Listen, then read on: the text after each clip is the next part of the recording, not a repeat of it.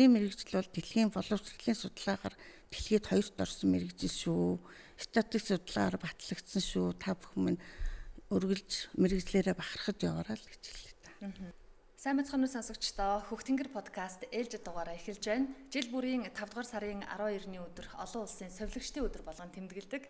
Тэгэхээр Хөхтөнгөр подкастын удаагийнхаа дугаарыг бүх совилогчдад зориулж совилогчдыг Хөхтөнгөр радиогийнхаа студид урьж ярилцахад бэлэн болсон байна. За өнөөдрийн дугаарт Баянгол дүүргийн эрүүл мэндийн төвийн нэгдсэн эмнэлгийн ахлах совилогч Наран Туяа болон Мөнх Бадам нарыг урьсан. Сайн байцгаана уу? Сайхан хаварж иж байна уу? Баярын мэнд төргий. Баярлалаа, баярын мэнд. Баярлалаа, сайн байна уу? Баярын мэнд төргий. Баярлалаа.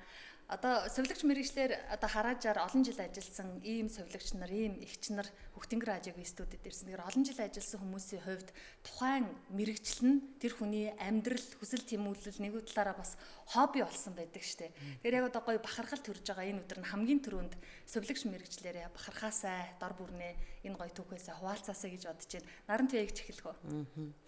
За би анх 1986 онд энэ совилогч мэргэжлийг эзэмшээ төгсөөд тэгээд хөдөө орон нутагт хуваарлагдаад Доронтын холбоо сумд баригдын магамчаар анх ажиллаж исэн.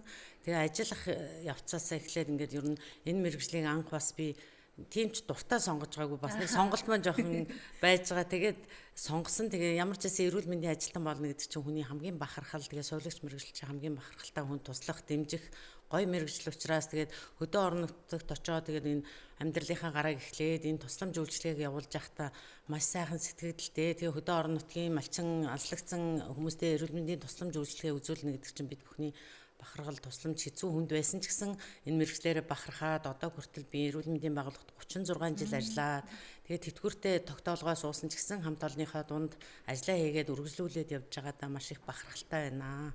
Тэгээ совилогч мэргэжил бол маш инэрэнгүй сайхан мэргэжил юм аа. За Мөнх Бадам ихчийн хувьд. За би 1992 онд анх совилогчийн сургуулийг төгсөөд Сонгон Архан дүүргийн эрүүл мэндийн төвд ажиллаж байгаад 96 оноос хойш энэ байгууллагад тасралтгүй 30 дахь жилдээ одоо ажиллаж байгаа. Ингээд улсад нийт 33 жил ажиллаж байна.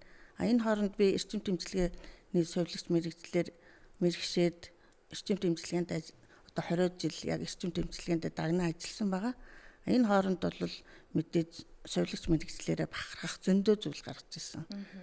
Яг бидний өмсөн цагаан халаат шиг нэмжин сайхан сэтгэлтэй хүмүүс их хөвчлэн совилогч болдсон болвол гэж би бодож өөрийнхөө мэргэжлээр бахархаж явдаг та.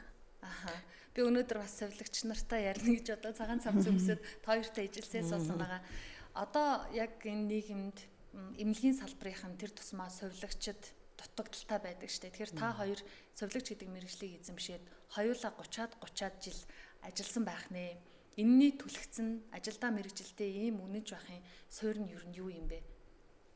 За энэ бол ерөөсөө бидний нөгөө хүний эрүүл мэндийн төлөө хүнд нэмжин сэтгэлээрээ хандаж байгаа хүний сэтгэл. Тэгээ бидний энэ совилогч мэргэжил гэдэг чинь хүнийг эрүүлжүүлэхийн төлөө тийм эмчийн бид эмчийн туслах заавраар ажилладаг ч гэсэн бид яг тэр хүний гардаж сувилдаг, гардаж асардаг. Тэгээ тэр хүмүүсийг ингээ эрүүлжиж байгаа ингээд эрүүлжээд гарч байгаа сайхан талархаж байгаа энэ нөхцөл нь айгүй гоё байдаг. Тэгээ дээрэс нь совилогч мэргэжил гэдэг чинь энэрэнгүй сайхан мэргэжил гэдгээс илүү би энийг олон жил ажиллах тусмаа энийг өөрөө мэдрээд миний амьдрал болсон байна. Үр хөвгт амьдрал ар гэр ийм нь бас төшиг тулгуур болсон бүр ийм гоё мэргэжил сонгосондоо бүр бахархаад өшөө дээрэс нь энэ хүмүүсийн эрүүл амьдрах хэв маяг эрүүл мэндийн төлөө ажиллаж байгаадаа бахархаж энэ совилогч мэргэжлийг улам ингэ тасралтгүйгээр ингэж ажиллана гэдэг маань одоогийн энэ совилогч эмнэлгийн ажилтнанд хүнд хэцүү бэрхшээл байсан ч гэсэн бахархалтайгаар туулаад ард нь гардаг болохоор энэ бол ерөөсөө ялагч юм аа энэ сайхан мэргэжил юм аа гэдгийг л мэдэрсэж явсандаа л ингэж явж байгаа юм л да.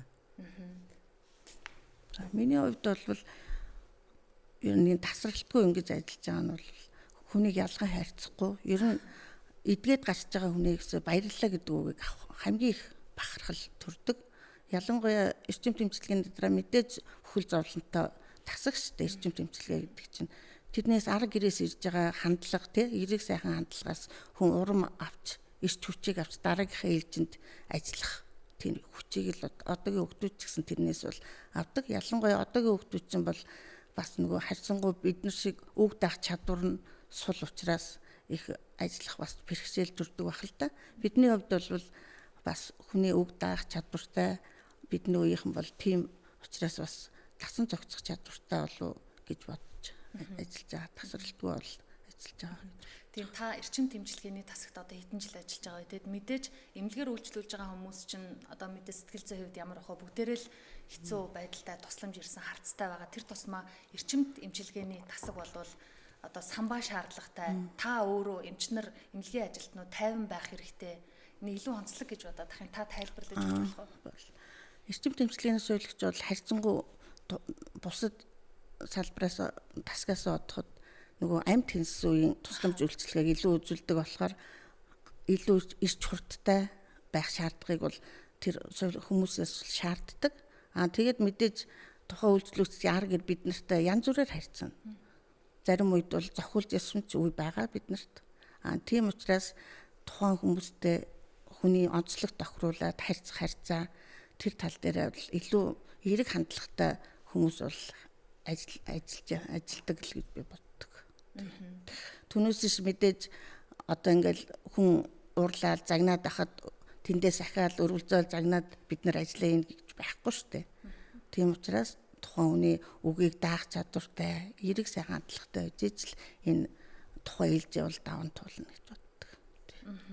Нарантой эгчийн хувьд дотор мэдрэл бас диализ гэж байгаа. Одоо сүүлийн үед хавдар байна. Тэгээд бөөрийн дутагдал, донор, диализ гэл ер нь хүмүүсийн амнаас их сонсогдчихэдэг штеп. Та энэ мэрэгжлийн совилогч дээрээс нь ирж байгаа хүмүүс тэр очор дараалал хүлээж байгаа, амь тэмцэж байгаа, хэцүү байгаа байдлыг харах эмзэг байдгүй.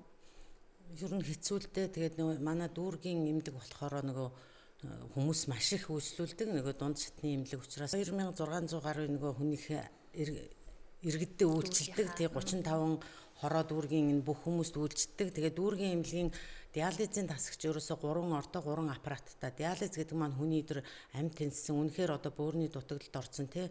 Өнөөдөр өстө тэр хүний амьдралын эцсийн шатанд очлоо гэсэн ийм бас нэг хэцүү хүнд даалгаврыг сонссон ийм хүмүүсийн өмнө үйлчлдэг. Тэдрийг харахад маш хэцүү байдаг.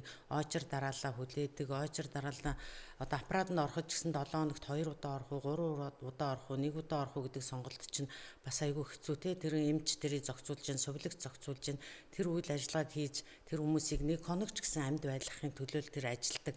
Тэгээ хавдрын төв хөнгөрчлөг тасаг маань бас надад тариалагдж явдаг. Сая манай эмнэлэг маань хавдрын төв гэдэг ингээд хавдрынхаа эмчилгээ үйлчилгээний цар хүрээг нэмээд хавдрын төвийг байгуулад өдрийн химийн эмчилгээний дараагийн сэргээн засах эмчилгээ тэгээ хавдрын хөнгөрчлөг эмчилгээг ингээд 10 ортоогоор бас ажиллуулж явж байдаг. Химийнх нь өдрийн эмчилгээ нь болохоор 12 сандалтай 2 ортоо ингээ 24-48 өдрийн ингээ химийнхээ үйлчлэгийг хийхээр тэгээд өшөө юугаа өргөжүүлээд үйл ажиллагаа өргөжүүлээ сувилагчийнхаа бас мэдлэг боловсролыг дээшлүүлээ сувилагч нараа мэрэгшүүлээд ингээ ажиллаж байгаа. 30-аад жил хоёлаа та хоёр сувилагч хийж байгаа мэдээж ээлжийн ажилдаа насаараа ээлжийн ажилд гарч байгаа штэ. Бид нар ганц шүнэл нойргоо хондоход маргааш нь яаж ядарч яаж ажлын бүтээмж мууддаг билээ. Гэтэл та хоёр насаараа ээлжийн ажилд гараад ингээд ажилдсан байна. Сүүлийн үед ч гэсэн одоо яг сувилагч мэрэгжлийг сонгох залуучууд байна уугүй юу? Яагаад гэвэл ачаалал их байдаг. Эмнэлгийн одоо газар ямар байгааг бид нар бүгдээрээ л одоо нэг мэдж байгаа шүү дээ. Тэгэхээр энэ ээлжийн ажлын онцлог бас ямар байна уу? Одоо сувилагчдын хэдийгээр сувилагчдын баярын өдөр болоод байгаа хэрнээ энэ л өдрөө нэг талаараа эрхээ хамгаалуулах тийм ээ сувилагч нарт юу хэрэгтэй байгаа, юу нь хэцүү байдаг гэдгийг нэг нүгөө бас хэлээсээ яриасаа гэж бодчих.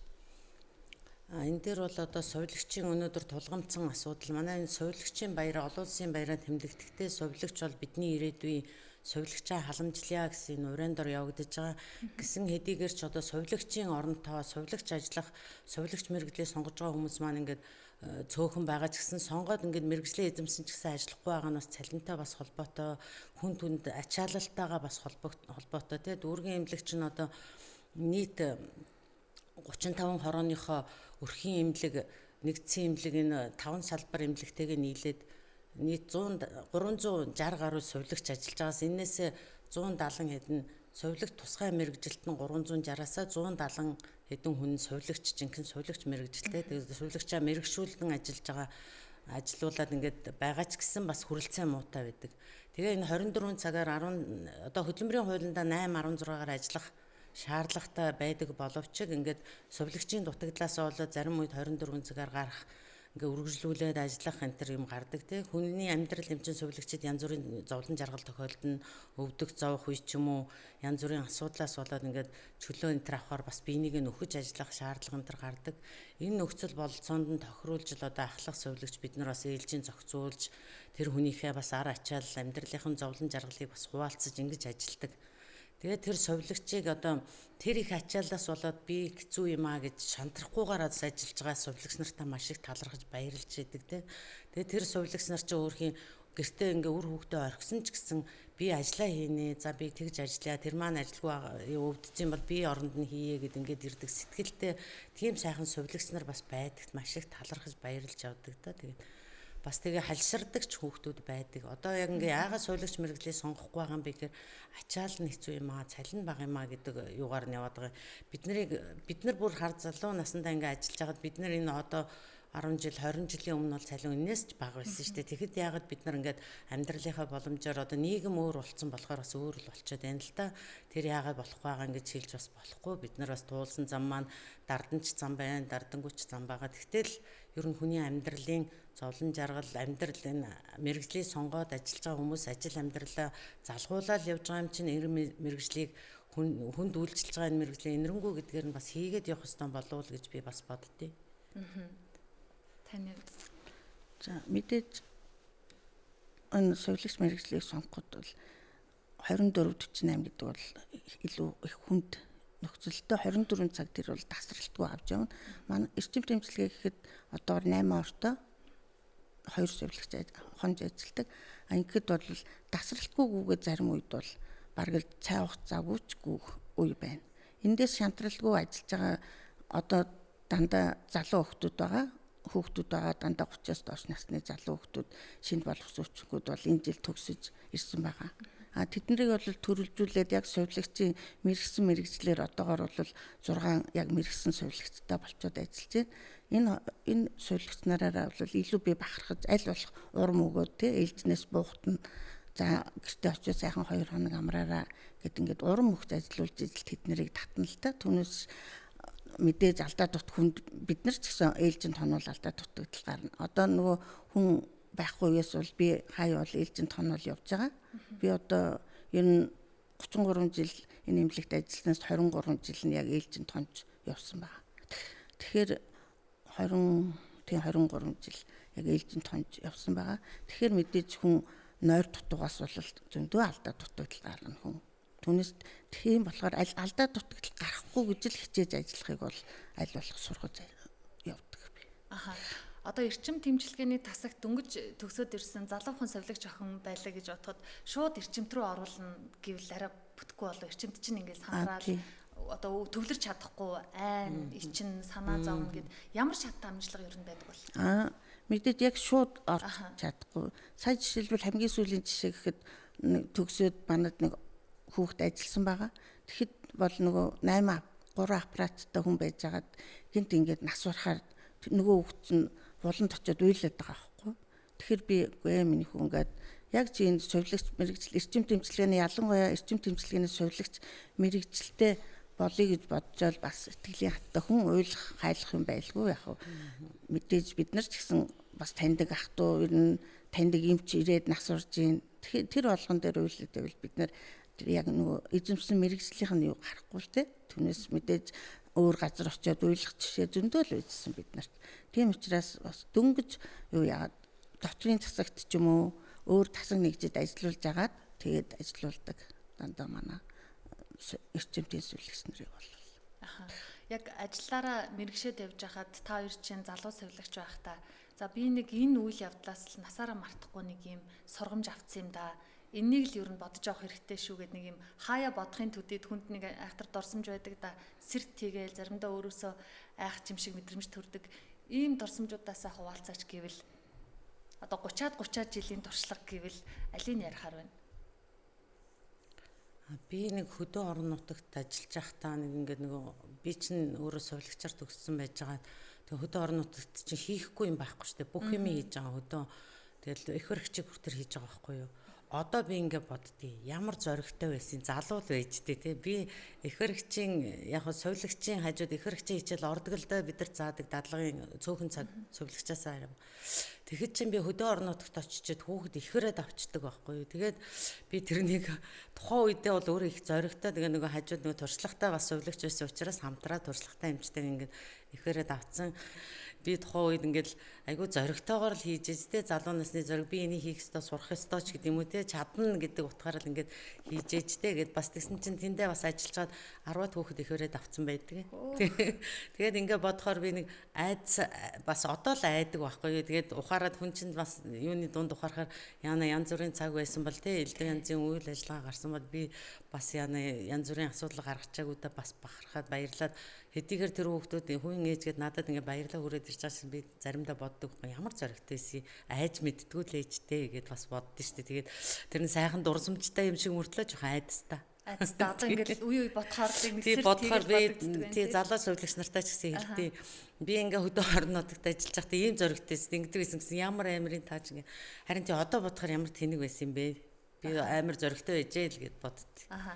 Яг та хоёрын үед нэг хүүхэд байхад шипрез буцалгаад хардаг байсан гэж ярьдаг шүү дээ. Яг тэр үед юм биш үү? Тий, яг тэрний чинь ихэнх үед би бол ерөөсөө яг тэрний ихэнх үед хөдөө орон нутагт очиод шипреза буцалгаал нэг шипрез буцалгаар чинь ингээ амар пенсилины амцлины пенсилин тарьдаг гэсэн юм чи.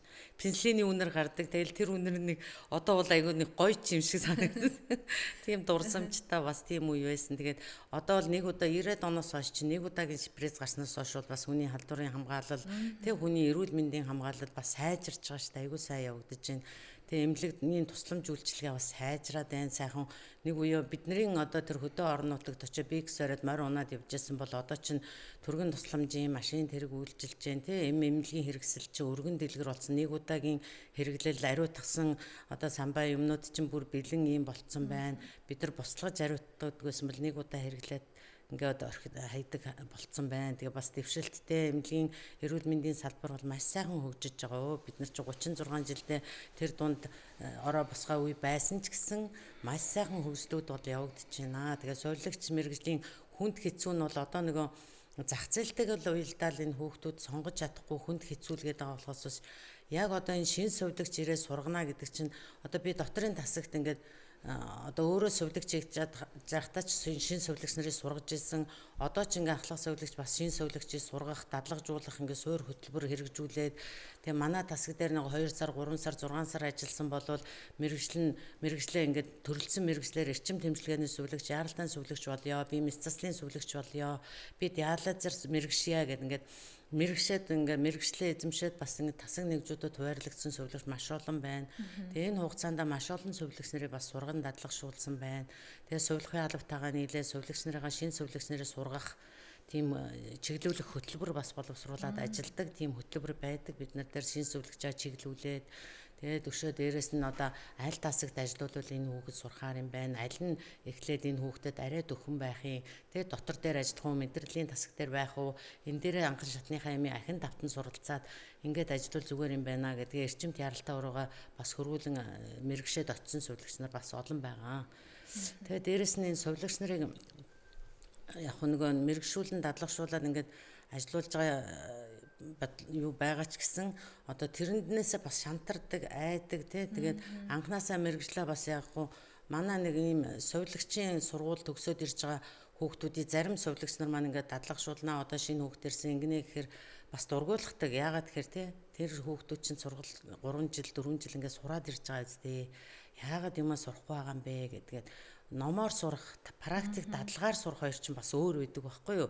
За багш нь ингээд сайхан заагаад одоо манай эрүүл юуны ангаахын шинжилгээ ухааны сургуулиуд чинь одоо ингээд нэг дадлагын өрөөнүүдтэй болцсон, бие дааж хийдэг ийм дадлаг туршлага хийдэг юмнууд нь бас их болцсон байгаа л да. Өргөн тийм кабинетуудтай болцсон. Тийм кабинеттаа сураад бас дадлагшаад айгүй мундаг ирж байгаа бас төгсөгчд маш олон байна бас. Олон тийм төгсөгчд байна. Бас нэг жоохон дулхан сурсан төгсөгч байна. Тэдрийгээ бол маш сайн чиглүүлж сургаж л одоо шинэ сувилагчийг зааж сургаж дадлагжуулж ажилтаа навч чинь. Тэгээд одоо бас цаашдаа бас ажиллах тий. Эндээ ингээд энэ тасагтаа ингээд ажиллавал энэ хүмүүс нь урам зоригтой ийм байгаа шүү. За яг өвчтөн үйлчлүүлэгч хүнд хэцүү нөхцөлд тэр сувилагчийн ингээд шантрааж байдаг байж болно. Гэхдээ хамт олон юм гоё байдгийн шүү гэдэг эерэг урамсгалыг төрүүлж бас тэр сувилагчийг бас татаж үлдээх юм тохиолдлууд бас байна. Тэгэхээр сонсогчдоо энэ удаагийн Хөх тэнгэр подкаст 5 дугаар сарын 12-ны өдөр олон улсын сувилагчдын өдөр болж байгаатай холбоотойгоор Баянгол дүүргийн эрүүл мэндийн төвийн нэгдсэн эмнэлгийн ахлагч сувилагч Наран Туяа болон Мөнх Бадам нарыг урьж ярилцж байгаа юм. Тэгээ мэдээж одоо баярын өдөр болохоор сувилагч мэрэгжлийнхаа бахархал дээрээс нь сувилагч мэрэгжил ямар онцлог юм бэ?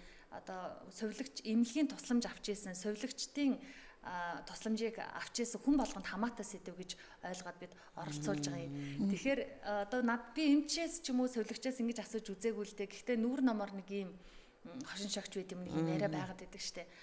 Эмнэлэгт очоод эмчлүүлээд одоо магадгүй эрчимтээс ингээд сайхан болоод гараад ирлээ гэж бодоход ар гэрийнхэн нь эмч сувилагчдаа баярлалаа биш ганданд очоод ном уншуулад нөгөө ламд баярлалаа гэдэг гээл тэгдэг. За энгийн бидний хувьд бол яг хөө ингээл инээдэм найргач юм шиг болоод өнгөрөгчдөг. Гэтэл яг мэрэгчлийн та нарын хувьд юу гэж бодогддог бол сонь санагдаад.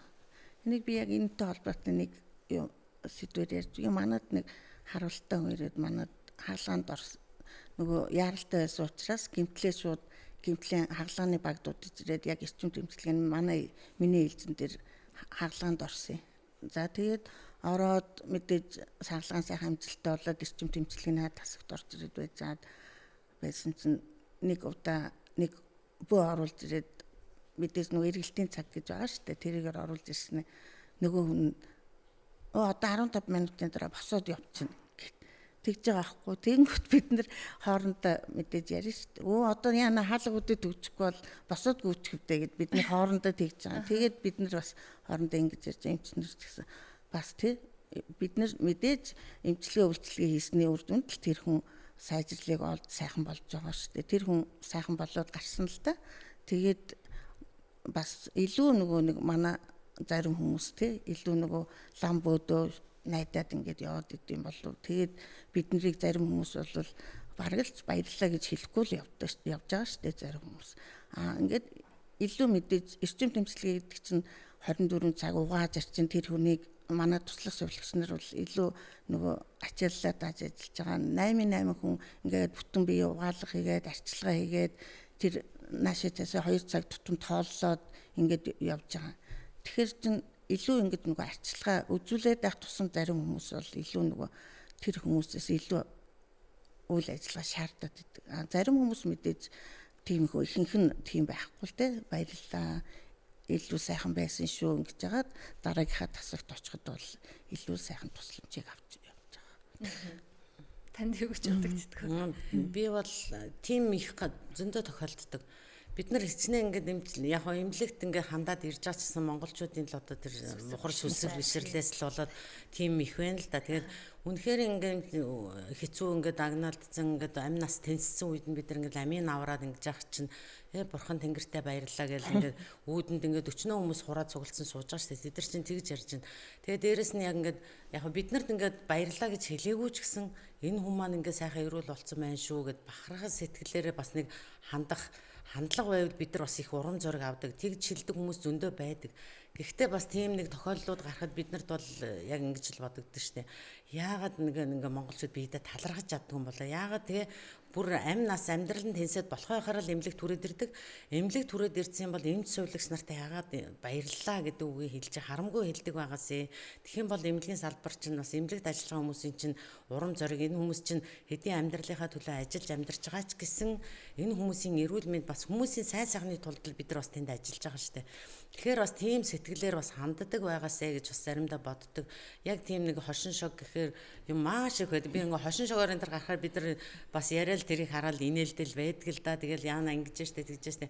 Нөгөө дүүл чинь бурхан тэнгэртэй даатгаад амьд босоод ирдсэн байж штэ гэл бид нар бас тэгээд тэр чи өгөөж байгаа гэсэн биднэрт нөгөө гонцойх сэтгэл байгаа учраас тэр үгийг бас хэлж байгаа штэ. Тийм учраас ер нь эмч сувилагч нартаа бас дандаа талархаж байвал одоо багхан ч гэсэн тус гэдэг чинь нэг тариа игээд өгсөн чил тэр хүнд юу дэм болж байгаа шүү дээ. Тэгэхээр ер нь эмнэлгийн тусламж авдаггүй, сувилагчийн тусламж авдаггүй хүн гэж ер нь байхгүй. Одоо монголчин ерөөсөө энэ ойчир дараал хамаг юм ерөөсөө эмнэлэг рүү чиглэлчээд байна шүү дээ. Бүх хүмүүс хувь хүн өөрийнхөө эрүүл мэндийн төлөө гэхээсээ илүү эмнэлэгт даатгцсан.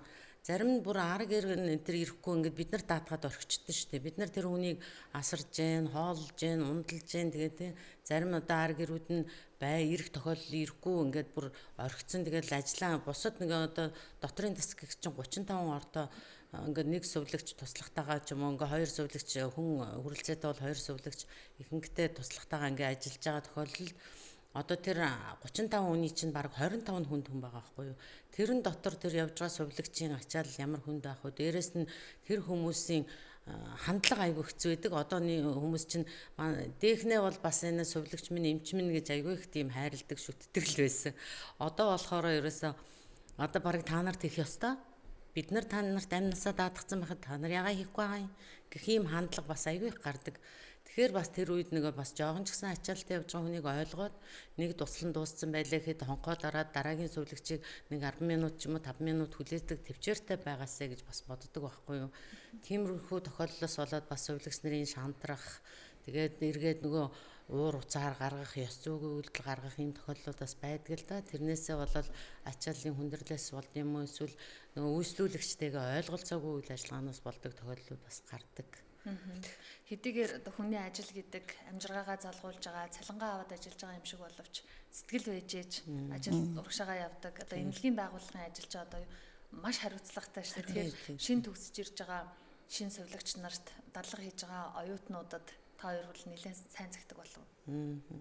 Тэр талаас нь бол маш сайн хэлдэг. Одоо хүний амь насан дээр байгаа шүү. Өнөөдөр бид нар нэг ч нүд аних хэрэг байхгүй, нэг буруу юм хийх хэрэг байхгүй. Зүрмөглөх хэрэггүй. Тий, зүрмөглөх хэрэг байхгүй. Бид нар бол одоо амрах хэрэггүй шүү дээ гэд заримдаа манай сувилагч нар гүйсээр хагаад балга ус ууж амжихгүй байна гэ. Одоо амжихгүй бол амжихгүй л явахаа зүгээр арга байхгүй. Бид нар тэгээ балга ус ууж ийн гэдэг тэр ард талд нь хүний амь эндүүл яах юм те. Хүний тусламж үйлчлэгээ ороотоод дутагдвал яах юм.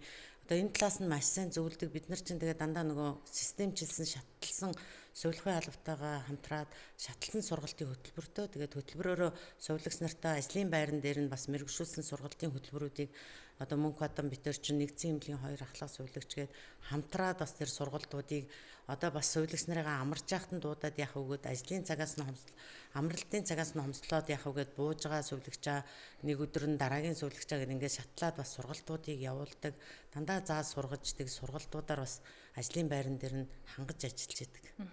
Баянгол дүүргийн нэгдсэн эмнэлэг, төвийн нэгдсэн эмнэлэг чинь хүүхдийн эмнэлэгтэй, 7 дугаар төвтэй, хуучин 7 нь хүүхдийн эмнэлэг байсан байна. Хуучин 7 хүүхдийн эмнэлэг. Тэгээ бас ахмадын эмнэлэг. Ахмадын салбар. Энэ ахмадын эмнэлгийн онцлогийг хоёроор бас яриулмаар санагдаад одоо хүн хөгшөрөхөр хүүхдтэй адилхан болсон байдаг. Ер нь анзаарэгддэг. Тэгэхээр хүүхдтэй харьцаж байгаа юм шиг харьцдаггүй ахмадын эмнэлгийн сувилагч нарт ямар үүрэг чиглэл өгдөг вэ? Энэ дээр анхаараараа ингэх ёстой шүү гэсэн онцлог нь. Тэр ахмадын сувилагч нар бол өстой хүүхдтэй харьцаж юм шиг. Өндөр настай болсон хүмүүс чинь одоо өөрөө ингээд нөгөө хүн бас өөрийгөө голохгүй шүү дээ. Би чадчихээн гэж ойлгодог. Тэгээ яг энэ хүн чинь одоо ингээд байж ин шүү, болох юм байна шүү гэж бодоход дандаа буруу алхам хийцэн байдаг учраас бас л яг ингээд хүүхдэд зааж байгаа юм шиг нэг тэр хүнийг нааш зааш нь одоо ядаж л нэг өрөөг нь зааж өгөх ёстой. За нойлын зааж өгөх ёстой ч гэдэг юм уу те. Аяг халбарын зөв тавьж өгөх ёстой. Тэр ахмад насны сувилгаа асаргаа гэж бас тусдаа одоо нийгмийн эрүүл мэндийн сувилгаан дотор орж явдаг л да. Ахмад өндөр насны сувилгаа асаргаа гэдэг. Тэгээ ахмад насны эмнэлэгтэй ахмад наснуудаа мэдрэл дотрын чиглэлээр наваад өндөр наснуудаа сувлаад өдрийн эмчилгээнд хамруулад бас нөгөө физик эмчилгээ, уламжилт эмчилгээ, тэгээ сэргээн засах эмчилгээ гэдэг бас тэд нар дээр ингээ үйл ажиллагаа явуулаад явдаг. Тэгээ тэрэн дээр ажилладаг сувилагч нартай бол одоо өндөр насны хүн гэдэг чинь ямар байх вэ? Өндөр насны асаргаа сувилгаа гэж бас тусдаа явагддаг. Тэгэхээр сонсогчдоо 5 дугаар сарын 12-ны өдөр олон улсын сувилагчдын өдөр болж байгаа учраас бид Баянгол дүүргийн нэгдсэн эмнэлгийн ахлах сувилагч нарыг урьж Хөхтөнгөр подкастаараа ярилцж байгаа юм. Өнөөдрийн дугаарт ирсэн та хоёрт баярлалаа. Хөхтөнгөр подкастад орно ярилцлага өгнө гэсэн чи танаа хамт олон даалгавар өгч байгаа юм уу? Юу яриач гэж юм. Даалгавартаа ирсэн хүн байна уу? Ерөнхийдөө яг өөрсдөө танилцуулахаас гадна бид нар бас байгууллага танилцуулах. Тэ ялангуяа суулгын алба маань энэ олон сувилагч нарыг чиглүүлж ажиллана гэдэг чинь бол мэдээж асар их туршлага хөрөмтлүүлсэн байх ёстой. 1996 оноос эхлээд нөгөө сувилагчийн олон улсын сувилагчийн өдрийг тохиолдуулдаг болсонтой холбоотой манайх бол анх салбар сувилгаан албыг бол байгуулж ирсэн. Ингээд анх 92 сувилагчтайгаар үйл ажиллагаагаа явуулж ирсэн бол одоо 300-аад сувилагч мэргэжилттэй үйл ажиллагаагаа явуулж байгаа.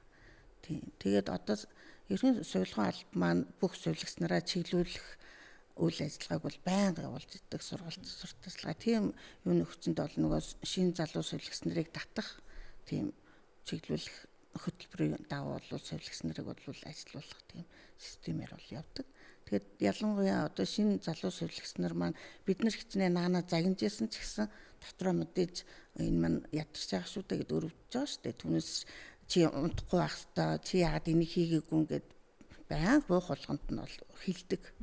Тэр бол ялангуяа наадмын бол байнга хэлж идэг.